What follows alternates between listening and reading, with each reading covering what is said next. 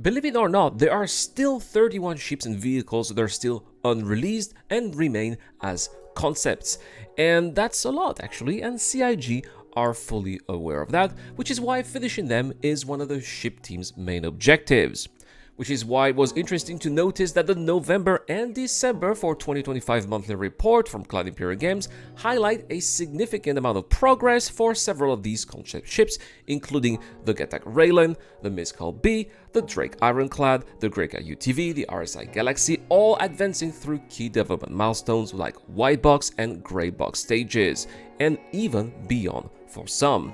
And so in today's video, we are going to have a look at what they are, what they do, how much they cost, when they were sold, and when we could see them make their way into the verse.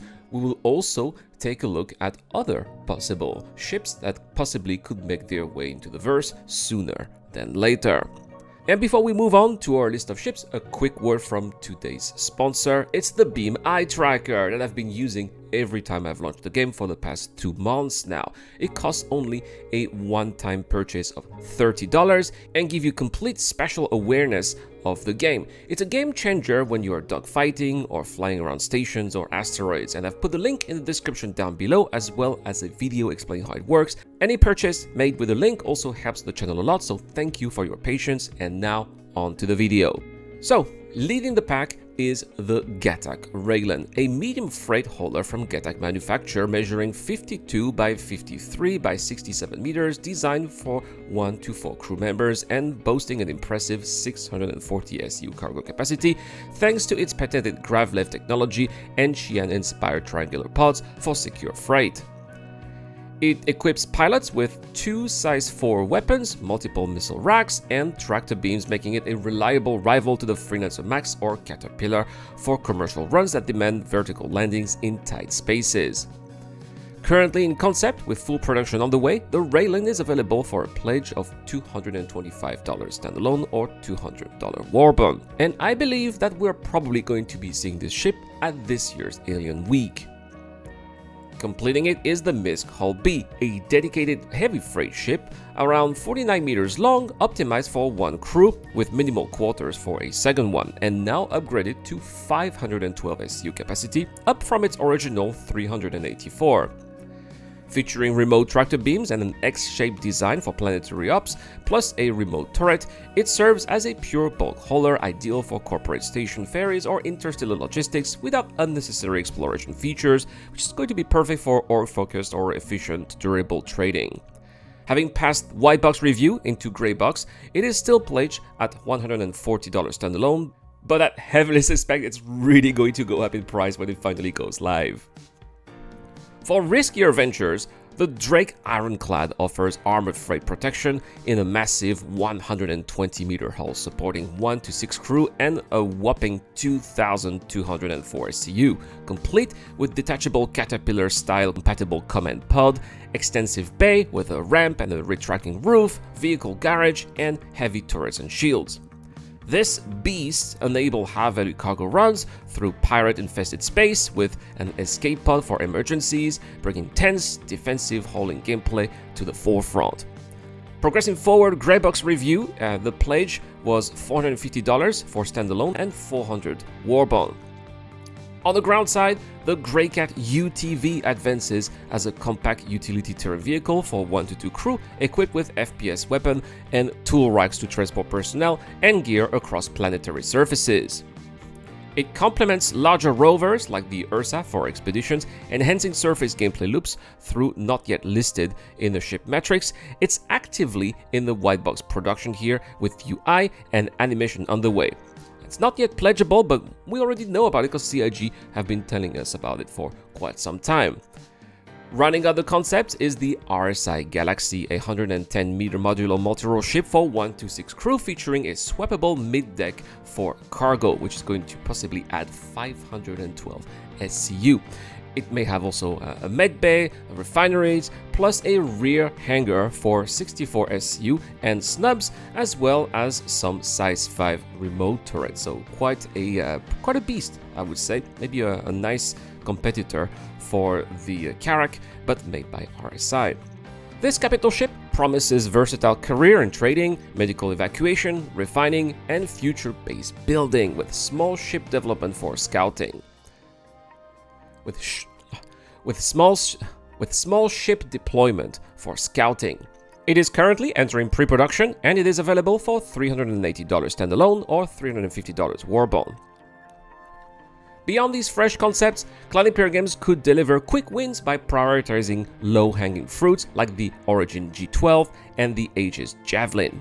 The G12, a premium 7.2-meter touring rover for 1 crew and 2 SU cargo, has a size 1 remote turret and is primed for planetary exploration with swappable high-performance wheels. Its small size requires only physics polish, which is why I don't really see why CIG haven't worked on it. In fact, they used to be on the roadmap for a little while and then they removed it entirely, which is a shame in my opinion. And then the Javelin Destroyer here, this one is a beast at 471 meters here. This is of course a ship that you're going to see in Squadron 42. And I'm pretty sure that once Squadron 42 is released, we could also see it in the game as well. The ship is much more expensive here at $3,000 standalone or $2,700 Warbone.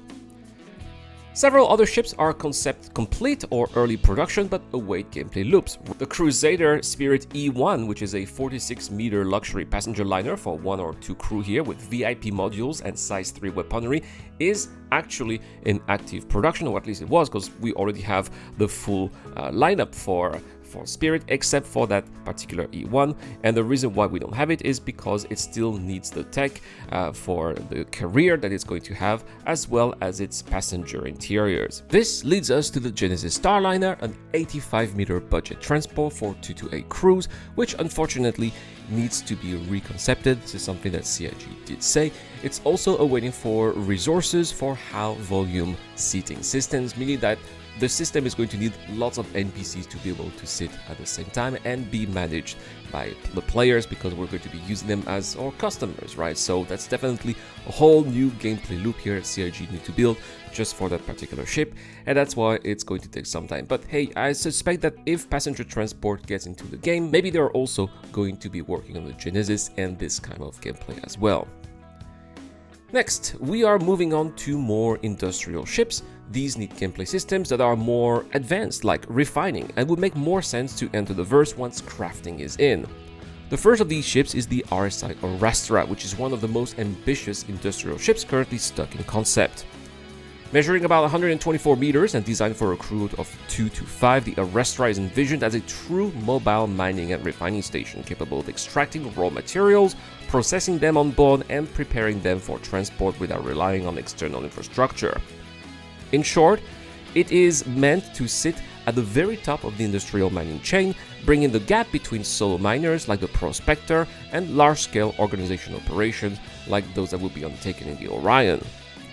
The ship builds heavily on existing RSI mining technology and gameplay foundations already present in the Prospector and Maul, but expands them into a multi-stage industrial loop, which is starting with extraction, then refinement, storage, and logistic coordination.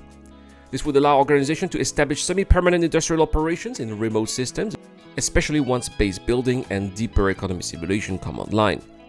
The Orastra was originally sold for around a whopping $575 with a Warbond option slightly lower, and while its art and design are mature, its release is currently blocked by the lack of fully implemented large-scale refining and industrial management gameplay.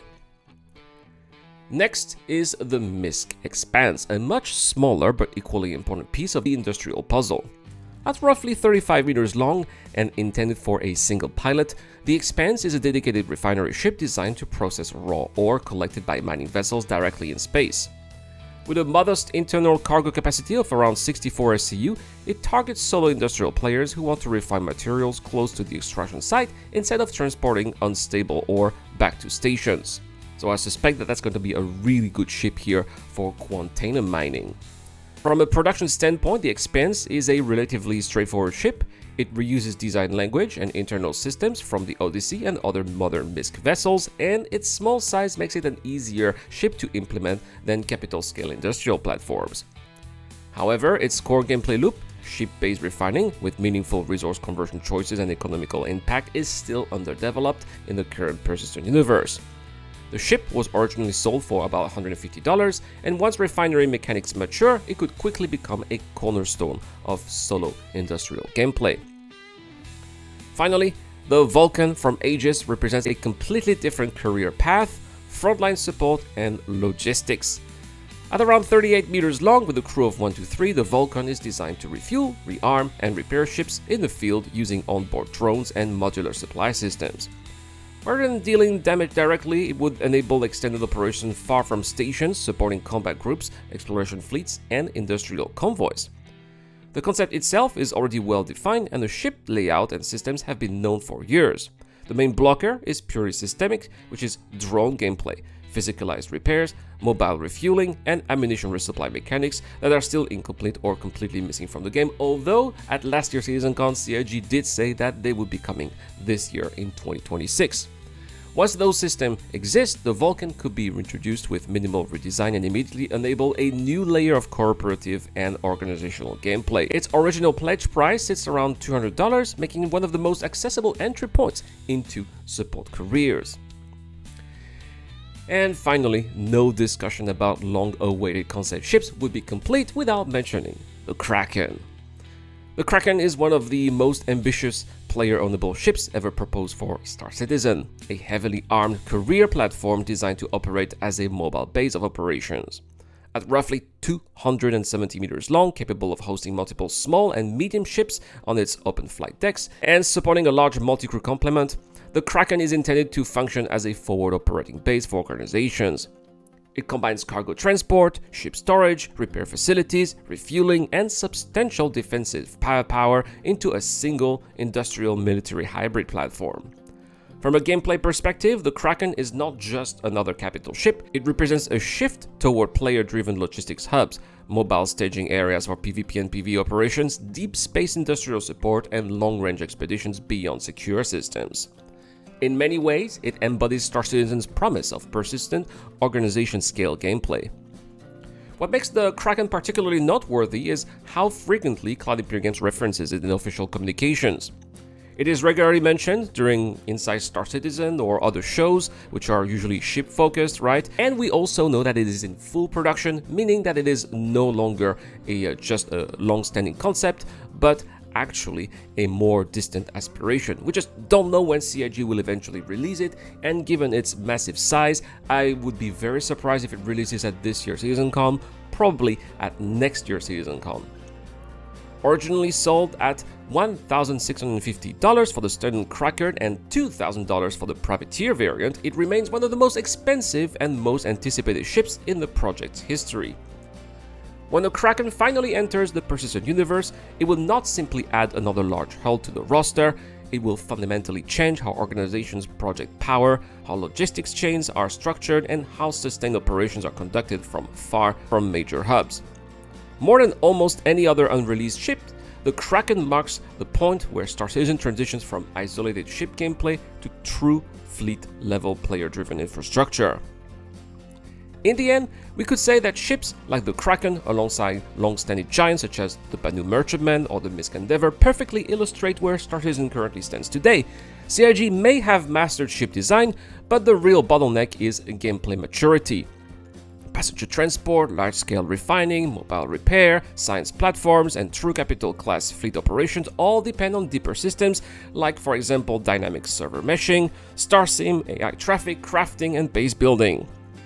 That is why the recent progress on more immediate usable ships like the Raelian, the Hull B, the Ironclad, the Galaxy, and even the UTV is so encouraging, as they can meaningfully strengthen existing careers in the near term. If CIG can keep balancing practical ship releases with steady progress on these core systems, then when ships like the Kraken, Merchantman, or Endeavor finally arrive, they will not just be new flyable hulls, but genuine milestones for the project. And that is all for today's video, guys. Let me know what you guys think in the comment section down below about what we learned from the monthly reports. Which of these concept ships are you looking forward to the most? For me, it's the Genesis Starliner. I love passenger transport in any kind of game, and I'm really looking forward to be able to do that in Star Citizen. But maybe for you it's something else. Maybe you are more into mining, for example. Well, I would like to know all of that. If you like the content, don't forget to hit the like button. It really helps with the algorithm. Don't forget to subscribe for more Star Citizen content. and I'll see you guys in the next one. Cheers.